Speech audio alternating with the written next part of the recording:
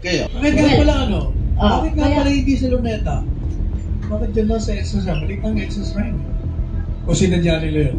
Dahil kukunti Hindi ko na alam. darating. So, hindi, Kasi ng ano, Harry Panelo at Franz Castro nagkasagutan sa gagawing People's Rally ng Anti-Duterte ngayong Enero 31. Malabo na raw na umusad pa ang impeachment complaint na ihahain pa lamang sa Kongreso. Ito ang sinabi ni Franz Castro sa harap sa ginawang forum sa San Juan. Dito agad niyang sinabi na nag-aalangan ang mga kongresista dahil sa paparating na eleksyon. Kailangan raw muna masiguro ang boto ng mga kongresista para maipasok sa Senado ang impeachment trial ni Vice President Sara Duterte. Sa ginawang interview dito ay sinabi ni Castro na magsasagawa ng People's Rally ang kanilang grupo upang ipalabas ang kanilang kagustuhan na ma-impeach si VP Sara. Anya gagawin ang rally sa Luneta and hindi sa EDSA Shrine. Ito ang kwenesyon ni Attorney Panelo dahil umano baka natatakot raw ang mga ito na baka kukunti lamang ang dumating sa rally na kanilang gagawin. Dito ay nasupalpal si Castro sa tanong ni Panelo sa kanya. Sa ngayon ay malabo na ma-impeach si VP Sara, aniya dahil hindi pa raw nila nakokompleto ang boto na kinakailangan. Ating pakinggan ang buong pahayag. Kung papalabas siya. Kaya, Congressman Castro, do you think that the rallies are yung still rally effective? sa 31, malaki ito dahil combination ito nung lahat ng mga impeachment complaints, yung tatlo na impeachment complaints, kasama na dyan yung lahat pa ng supporter ng impeachment. At least malinaw ito. Hindi ito nagkukunwari na parang peace, di ba? Ito, direkta ito na talagang pagpapanagot kay Sara Duterte doon sa doon sa misuse ng pondo ng ating mga mamamayan. Kaya ang mga taong darating dito sa 31 ay talagang resolve silang kumilos, gumawa ng mga iba pang mga activity para talagang ma-push ang ating Kongreso na ituloy yung impeachment. Bakit nga Well, pala Bakit nga kaya- pala hindi sa Luneta? Bakit dyan lang sa EDSA siya? Balik ang EDSA shrine. O sinadya nila yun? Dahil kukunti Hindi ko na alam. darating. So, yung patch, hindi, basic kasi ng EDSA Paris, siya. oo. Parang lagi nagpo-volunteer. Kasi maganda sana kung Luneta, makikita mo. Kasi ito, di ba, Hindi. Sa 31 kasi parang alam ko meron din sa LB, Diwasang Bonifacio. Kasi as you said, yung Baka sa magtuloy 31, sa Luneta yun. yung sa 31 sabi mo, di ba, pro-impeachment? Yung Pro-impeachment. Luneta, So, meron sa PPM. anti-impeachment yun in support Oo. of Marcos call. Kaya makikita, kung dun sana ginawa, makikita natin kung gaano kalakas.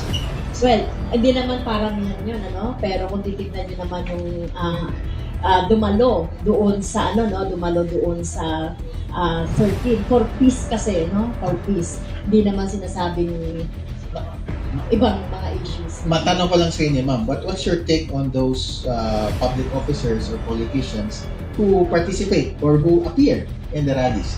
Is that a good thing, a bad thing? Ano po bang tingin niyo ron?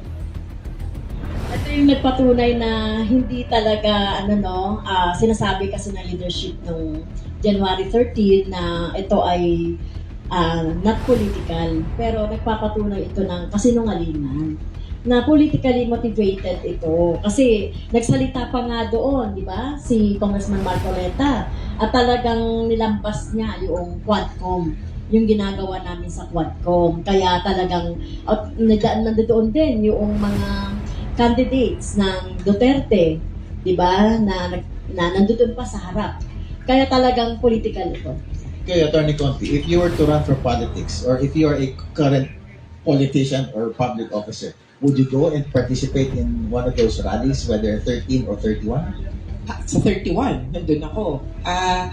Ako po, actually, nominee ako ng Bayan Muna, number 5. Kasama ko po dyan si Attorney Nery Colmenares, si Attorney Ferdy, Attorney Caloy Zarate, and Ferdy Gaite, number 1, 2, 3. Bangko ako.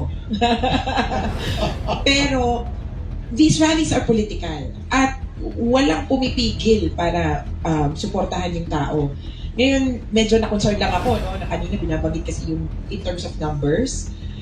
Yes, the military will come out if there's numbers, but are we looking at a people power 2, 3, 4, ganyan ba? Ako hindi pa nga sa ganun eh. Pagpapakita pa lang ng suporta. Kaya kung babalik sa impeachment, what we need are 103 congressmen. What we need to proceed with whatever complaint, gano'n, yung ebidensya, etc. So we need to focus on these particular things. But if you want a revolution, well, we can give it to you. Kung ang tingin ba ng taong bayan, kabuluhan ang sagot ngayon, kailangan mag-ayos-ayos tayo. Pero ang importante, siguro para sa 2025 elections, mabago talaga yung itsura, mabago talaga yung karakter, hindi yung same-same na lang.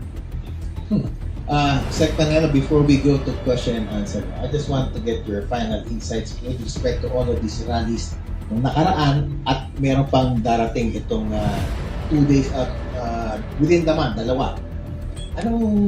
What's the significance, what's the impact, how can it help or not help the impeachment efforts?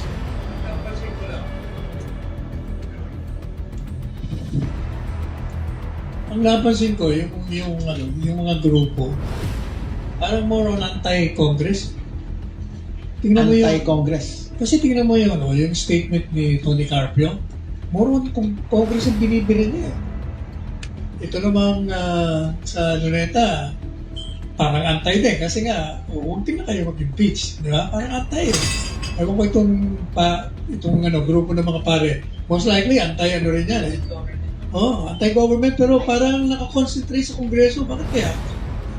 Okay. Di ba? Yan ang napansin ko. Parang more on, parang hindi BBM eh. Parang more on Congress, parang sinisisi na nagsimula ang gulo dyan sa Kongreso. Kung tutusin kasi yung bola nasa kanila. Oo. Talagang yung mga tao, especially yung sinasabi natin mga supporters, tsaka yung mga complainants sa impeachment, syempre ay pupush talaga nila yung Congress. So, not necessarily naman na anti. Pushing the Congress talaga na gawin na yung kanilang mandato. So, yun parang go signal ang leadership ng Kongreso. Makukuha talaga natin yung desired number of votes, no?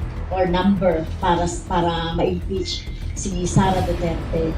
Ngayon, tinitignan din kasi, may other side kasi, yung trial court, yung Senate.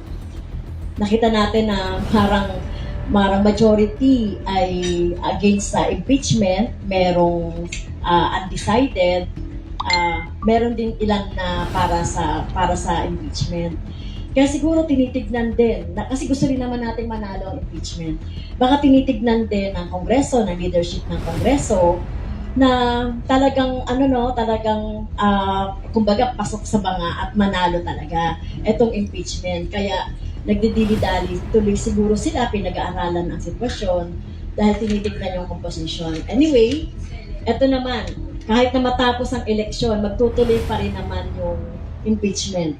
Ang theory namin, so sa amin, kahit na one day, no, isang araw na lang bago yung 20th Congress at naipasa na yan ng Kongreso o ng House of Representatives to that entity or sa Senate, kailangang harapin at magtutuloy yun. At yun ang tinitimbang siguro ng leadership. No? Baka mabago yung number, no? Mabago yung mas marami na yung for impeachment. So, yun tinitignan siguro. So, theory ko lang yun. Attorney Fred, ako nga may Go ahead. na-chismis ako tsaka baka tanong. Sige, go ahead. Kasi ang nakita ko,